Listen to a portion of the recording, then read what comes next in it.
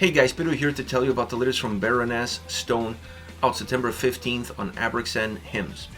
The album has 10 tracks, 46 minutes in length, and this is the band's 6th full-length studio album.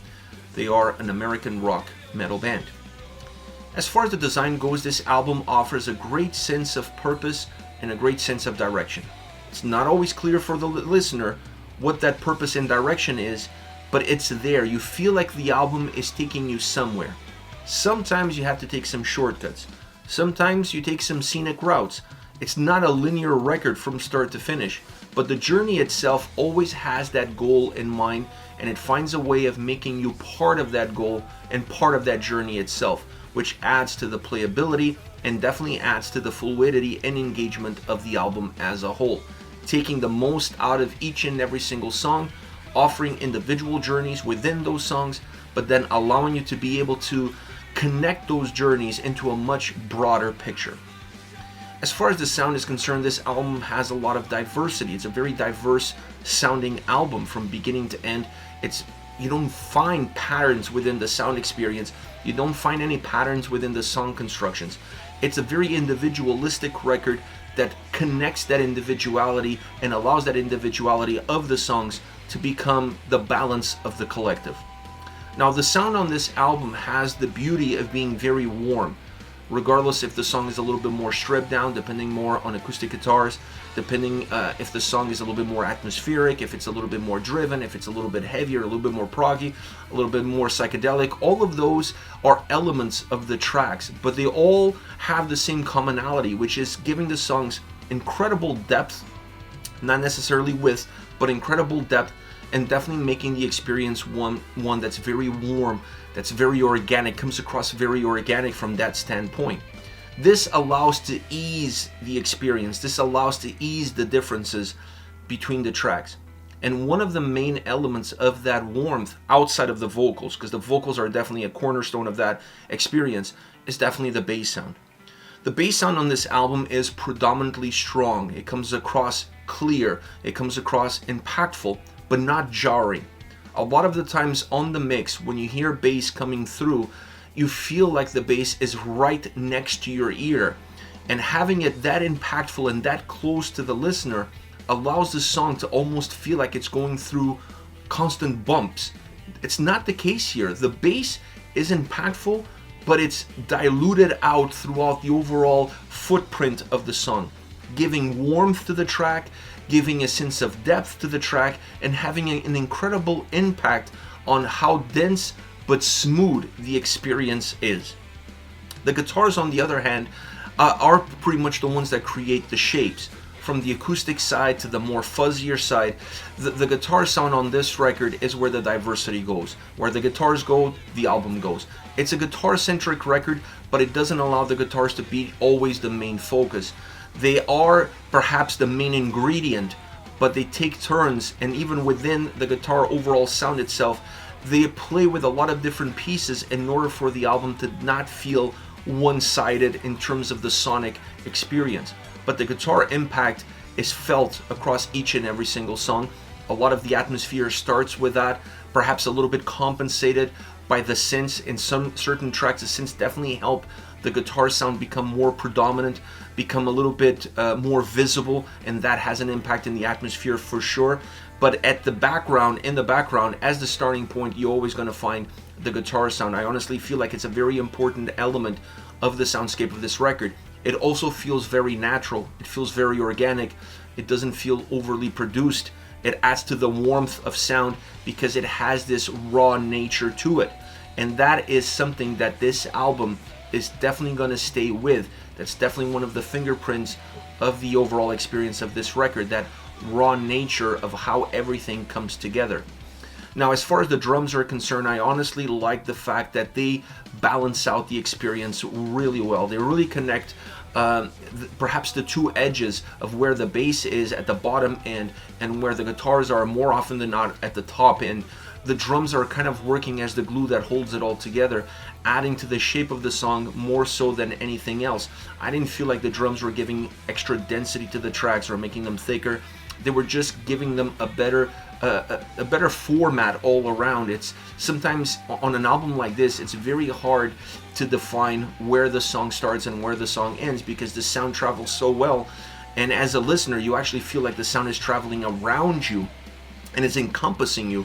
And when you have that sort of experience, sometimes the sound dissipates at the edges and allows the tracks to feel big, but feel big without a sense of beginning and end. And in this case, I honestly felt like the drums really help keep everything together and not lose track of where the elements were going, so it doesn't become chaotic. It becomes diverse but not chaotic.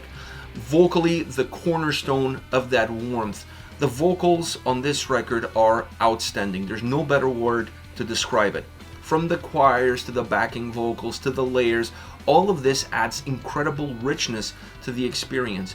But even when you get just a single layer of vocals, you still feel like those vocals are so natural, are such a natural result of the sound and the atmosphere that that sound creates. There's an intrinsic connection between the vocal performance, the tonality of the vocals, and the soundscape that surrounds them. This creates such a unique experience. This creates such a blended experience that gives life to these songs. You can close your eyes and you can almost see shapes, like music is creating shapes. It's really interesting, and this album does it in a very simplified way that gives it a chance to the listener to not feel pushed back by it, but rather brought into it. Now, all around, when I look at the design, when I look at the diversity, when I look at the commonalities of these songs, this is my favorite Baroness record to date. Everybody has their favorite records, but this one to me just feels very raw, very organic, not overly produced, not overly worked on, and still feels like it has so much to offer, but it does so in a very simple way. It doesn't force itself upon you. It lets you as the listener take what you want, when you want it, and then navigate through it. Come back again to it, discover something new, once again taking what you want from that experience and navigating through it. It just felt like a record that came towards me. It made me feel welcome in the experience. Hasn't always been the case with Baroness. A lot of the times I feel like the album is pushing me away. This album actually felt like it was bringing me in, and because of that, it's definitely my favorite record from the band. As far as favorite songs are concerned, I picked 3 very different tracks, but just to really showcase how unique this album is from start to end. Starting off with Choir. Now, when you think about this track, you're definitely going to think about the vocal performance, because it's all about the choirs, it's all about the backing vocals. The drum sound and the guitar sound create a sense of open space. This is really one of those tracks where the sound is creating the space around you. The space is not defined by what you see or what you can touch, but rather by the sound and the way it's moving. It's almost like a sonar. It works in a lot of ways from that point of view, from that perspective. It feels like you are within a sonar, and the sound is that sonar trying to go out and see what it can touch and where the edges of the universe that you're currently sitting in are. And then having the choirs, having the backing vocals, and allowing those to be the driving force of the song, it just paints a real vivid picture. It gives a lot of life, it gives a lot of energy, and in a track that also uses synths in order to create almost that sonar feel, it allows the track to not lose its warmth, to not lose its personal touch or connection because of the way the vocals sound and because of the way the vocals come across. Now, the Dirge is also one of my favorite tracks. It's the second shortest track on the album outside of the intro. And I love this song because it has such a stripped down nature. It feels like a campfire. You're with friends around the fire, camping out in the woods, in Georgia perhaps, and you grab an acoustic guitar, you start playing, everybody starts singing along, and it has this ad-lib feel to it. It feels very unstructured, it feels very natural, very raw, which goes well into the overall feel of the record, but still very warm. In this case, warm musically because of the acoustic sound really offers that experience, and very warm vocally because when you have all of these vocals coming in with the acoustic guitar in the background giving that fireplace feel, how can that not feel cozy? How can that not feel welcoming? So that's the experience of this whole song. Just a little bit over the 1 minute mark, but it's an impactful track because of how it makes you feel. It also works as an interlude in the middle of the album. Last but definitely not least, Anodyne. This is a great rock track. I mean, this is a metal song, rock song, some fuzziness on the guitars. It's a guitar-centric song where you feel the heaviness of the band, you feel their strength, you feel the thickness, but like I said, that guitar fuzz really becomes the main ingredient of this entire song from beginning to end. It adds more power to the track, it gives the track a little bit more to chew on, it has a lot more meat on the bone, it has a great solo. The solo is a little bit of a throwback into the 70s rock era, and even the sound, not just the execution, but the sound of that solo really has a throwback feel, but that throwback feel fits perfectly well with that fuzziness on the guitars because it all has a little bit of a throwback experience to it. Adding some acoustic guitars allow the overall guitar sound to not be uniform and create patterns from beginning to end. It injects just a few elements that allow the guitar experience to slightly break away from the routines that it's on, and it's just enough so that the overall song doesn't feel like it stays on course and on path from beginning to end. But it really becomes about that fuzziness, it becomes about the thickness, that heaviness, guitar-centric song with great sound, great solo, great overall construction.